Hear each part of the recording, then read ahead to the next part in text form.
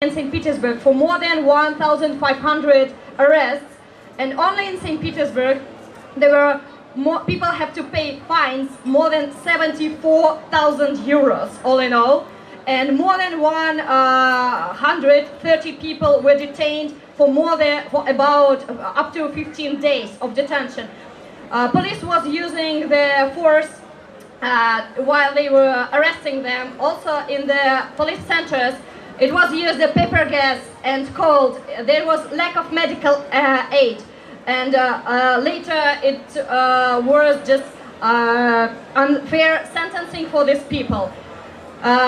So mostly government is trying to make these people fear, otherwise to be more radical, let's be honest, because what else can you do in such a situation when all your demands are not heard by government and you can't change the situation otherwise.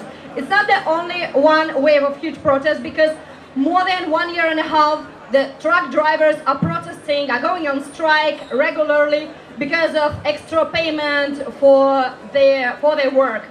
And in fact it will lead not only to the decreasing their profit, but also to increase of price of goods, about which nobody is thinking in fact for now. Civil society all in all in Russia is facing quite strong repressions, starting with NGOs who are affected by the so-called law on foreign agents. In fact it's kind of spies law. Mostly NGO sector is paralyzed by such a law and can't continue working, can't keep doing what they were doing. For example, the Anti-Discrimination Center Memorial has to shut down only because they wrote to UN Committee Against Torture the report Roma migrants and activists victims of police abuse. That was enough for shutting down. And as far as we know, that homophobia and traditional values are one of the strongest things we have in Russia.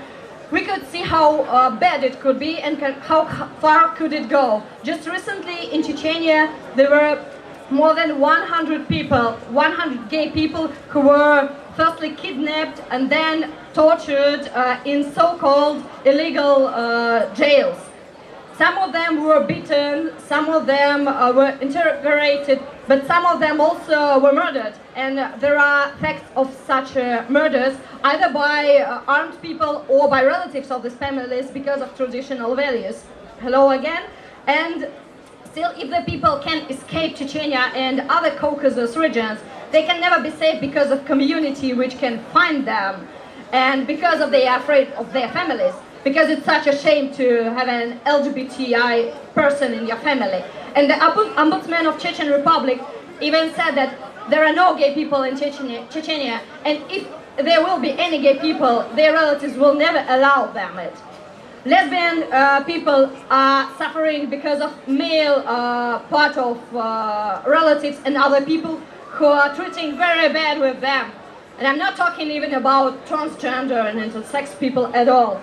So all in all, this situation reminds me very bad covered situation in eastern Ukraine, in Donbass, where it was even a project of constitution according to which LGBTI people should be murdered, indeed. And even if this constitution was not acting that long, or was not acting, which is not clear, the people were murdered as well, and transgender people were tortured as well. In such a situation, when governments are just doing nothing, they're not reacting in an appropriate way, and we clearly see that there is no respect to the human rights, there is no so-called democracy, nothing is working on, nothing is going. I think that only solidarity will help to overcome the injustice and governmental repressions.